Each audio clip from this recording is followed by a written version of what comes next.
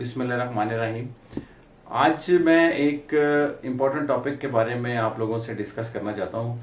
वो है कोरोना और डेंगू के डिफरेंसेस, यानी जो आजकल बीमारी है कोविड-19 और जो डेंगू आजकल जो फिर सर उठाने लगा है उसमें क्या डिफरेंसेस हैं। उससे पहले कि मैं आपको डिफरेंसेस बताऊं, मैं थोड़ी सी सिमिलैरिटीज़ आपको बताना चाहता हूं। सिमिलैरिटीज़ इन दोनों बीमारियों में ये है कि दोनों वायरल इन्फेक्शंस हैं, दोनों की एपिडेमिक्स हैं और रादर देन पैंडेमिक्स तक होती हैं इनकी।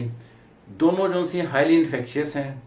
दोनों बीमारियां जो सी हैं इनमें मोर्टेलिटीज़ बहुत ज़्यादा होती रही हैं मुख्तलिफ अवकात में, मुख्तलिफ मुल्कों में, मुख्तलिफ वक्तों में। और दोनों बीमारियां ऐसी हैं कि जिनकी कोई स्पेसिफिक ट्रीटमेंट नहीं है और इन दोनों बीमारियों की कोई वैक्सीनेशन अभी तक प्रॉपरली नहीं बन सकी, अभी तक कोई प्रॉपर रजिस्ट्रेशन नहीं हो सकी। तो अब इसको फिर डिफ्रेंशिएट कैसे करेंगे, ये एक मुश्किल सवाल है। आमतौर पर पता नहीं लगता कि जब कोई बुखार के साथ आता है कि क्या उसको डेंगू है या उसको कोविड है। उसमें वन बाय वन हम पॉइंट्स डिस्कस करेंगे। सबसे पहला जो पॉइंट है वो एज डिफरेंस का है। जो कोविड है वो अक्सर एडल्टहुड में या लेट एजेस में ज़्यादातर लोगों को आता है। बाकी दुनिया में तो 65 ईयर्स से ऊपर के लोगों को इसने अफेक्ट किया। जबकि डेंगू है ये आप कह लें कि किसी भी उम्र के लोगों को होता है, हो सकता है और होता रहा है। दूसरी चीज़ है, इम्पॉर्टेंट चीज़ है एरिया, कि जो आपके पास पेशेंट आता है या जो लोग हैं वो किस एरिया से बिलोंग करते हैं। जो डेंगू है वो आम तौर पे उन इलाकों में होता रहा है, पहले भी जब लाहौर में इसकी एपिडेमिक आई थी या जब बाकी मुल्कों में भी, जो खुले इलाके हैं, जो पॉश इलाके हैं, जहाँ पे ग्रीनरी ज़्यादा है, लॉन्स हैं, बाग हैं और सब्ज़ा ज़्यादा है, एज़ कम्पेयर टू जो कोविड है या जो कोरोना है वो उन इलाकों में ज़्यादा होता है जो कंजेस्टेड हैं, जहाँ पे फ्लैट सिस्टम्स हैं, जहाँ पे सेंट्रल एसी हैं और एक ही एसी चल रहा है सारे फ्लोर्स के ऊपर, सेंट्रल हीटिंग है, कूलिंग है, उसमें ये ज़्यादा होता है। दूसरी चीज़ इसमें इम्पोर्टेंट जो है वो है कि हमारे पास सीज़न, जो किस सीज़न में कौन सी बीमारी ज़्यादा आती। जो कोविड है वो भी हर नई बीमारी है, उसमें अभी तक जो स्पेकुलेशंस हैं, जो थ्योरीज हैं, वो तो यही है कि जैसे ये नवंबर दिसंबर में शुरू हुई, जनवरी फरवरी में पीक गया बाकी कई मुल्कों में। तो ख्याल ये है कि ये ठंडे जो मौसम है उसमें ज़्यादा होगा। और जो कि डेंगू है वो होता है उस खुले मौसम में जब बहुत ज़्यादा सर्दी भी नहीं होती और बहुत ज़्यादा गर्मी भी नहीं होती, जो कि मॉस्किटोज़ की ब्रीडिंग सीज़न होता है। लाइक जैसे आजकल का मौसम है, सितंबर, अक्टूबर, नवंबर या फिर उसके बाद मार्च, अप्रैल, इन सीज़न में ये ज़्यादा होगा। ये एक बहुत बड़ा डिफरेंस है कि अगर कोई पेशेंट जून में आपके पास आता है तो अनलाइकली है कि उसको आप कह लें कि इनमें से कोविड का या डेंगू का हम सस्पेक्ट नहीं करते, क्योंकि मच्छरों की ब्रीडिंग सीज़न उस वक्त नहीं होता।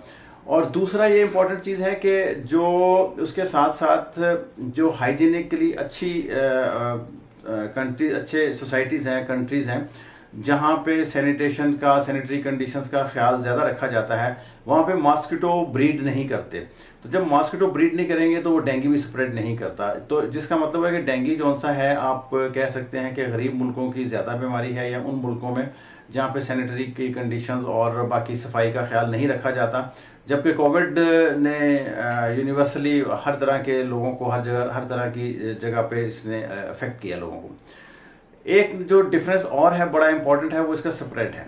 जो कोविड है वो मैन टू मैन स्प्रेड करता है ड्रॉपलेट्स के साथ। अगर कोई किसी के पास बैठा है, खांसी कर रहा है, सांस ले रहा है, छींके मार रहा है, तो एक पेशेंट से दूसरे को कोविड या हो जाएगा।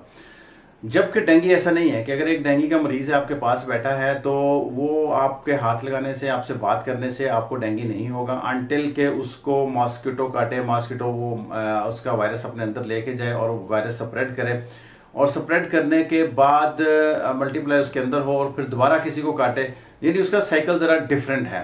ये भी एक बहुत बड़ा डिफरेंस है जो कि हमें ख्याल रखना चाहिए। फिर उसके बाद आ जाता है इसके ऑनसेट का। जो कोविड है वो ज़रा ऐसा ऐसा ग्रेजुअली जैसे बुखार, हल्का सा बुखार हुआ, खांसी हो गई, छींके आना शुरू हो गई, ड्राई कफ हो गई, उसके बाद बुखार थोड़ा ग्रेजुअली बढ़ेगा। जबकि डेंगू का ये होता है कि इसको सडन ऑनसेट कहते हैं, कि जैसे आज ही अगर रात को किसी को डेंगू का बुखार हुआ तो सुबह जब उठेगा तो 103 बुखार हुआ, 102, 3, 4 तक बुखार जाता है, और सीवियर बॉडी पेन्स, और एक सडन ऑनसेट डेंगू को फेवर करता है, और ग्रेजुअल ऑनसेट जो सा है ये कोविड को फेवर करता है। और फिर जैसे मैंने कहा कि कोविड में आमतौर पर ड्राई कफ और इस तरह के साइन सिम्टम्स होते हैं, फ्लू लाइक, जबकि डेंगू में इसके साथ फ्लू लाइक सिम्टम्स के साथ सीवियर बॉडी पेन्स और एक्स और हाई ग्रेड फीवर होता है। फिर एक चीज़ इंपॉर्टेंट है कि ये जो इसका है मोर्टेलिटीज़ के वाइज आप देखें कि अभी तक कोविड चूँकि नई बीमारी है, डेंगू पुरानी बीमारी है। डेंगू ऑन एन एवरेज साल में वो कहते हैं कि ऑलमोस्ट 30 से 40 करोड़ लोगों को अफेक्ट करती है, जिनमें से जो वायरस स्प्रेड होता है, जिनमें बीमारी होती है वो कोई 2-3 करोड़ लोगों को हो जाती है। जबकि कोविड अभी नया है तो इसमें अभी तक इतने ज़्यादा लोगों को इसने अफेक्ट नहीं किया। फिर आ जाती है बात मोर्टेलिटी की। चूँकि डेंगू ने अफेक्ट बहुत सारे लोगों को किया था पिछले सीजन में, या जब उसकी एपिडेमिक आती है तो उसमें मोर्टेलिटीज़ उसमें भी बहुत ज़्यादा हुई थी। कोविड में भी मोर्टेलिटीज़ बहुत ज़्यादा हो रही हैं, लेकिन अभी हम उसके बारे में प्रॉपरली ये नहीं बता सकते कि कितने % लोग जो कोविड से अफेक्ट हुए हैं उनकी डेथ्स हो जाएंगी और इसमें कितने % का चांस है। जहाँ तक वैक्सीनेशन का ताल्लुक है, डेंगू की वैक्सीनेशन बड़े अरसे से उसकी ट्राई हो रही थी और कई मुल्कों में उसका ट्रायल भी हुआ है और कुछ जगहों के लिए उसको अप्रूव भी किया गया, जबकि कोविड की अभी वो भी अंडर ट्रायल है। एक और चीज़ जो इम्पोर्टेंट है वो उसकी प्रिवेंशन है। अगर आप अपने इर्द गिर्द की सफाई का ख्याल रखेंगे, पानी को खड़ा नहीं होने देंगे, जो क्लीन वाटर है, साफ़ पानी, जैसे लोग जानवरों के लिए रख लेते हैं, परिंदों के लिए रख लेते हैं, जिसमें डेंगू लार्वा ग्रो करता है, अगर आप उसको ग्रो नहीं होने देंगे, अपने इर्द गिर्द स्प्रे करते रहेंगे, मच्छरों की ब्रीड नहीं होगी तो डेंगू स्प्रेड नहीं होगा। जैसे 2011 के बाद जब गवर्नमेंट ने या लोगों ने ख्याल किया तो दोबारा डेंगू के उतने ज़्यादा केस रिकॉर्ड नहीं हुए, जबकि कोविड का इवन आप स्प्रे करने के बावजूद, बाकी चीज़ों का ख्याल रखने के बावजूद भी ये स्प्रेड करता रहा है। ये कुछ इसमें इंपॉर्टेंट डिफरेंसेस थे।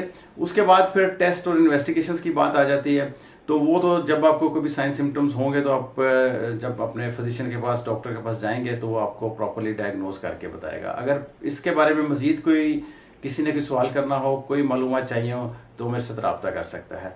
बहुत शुक्रिया।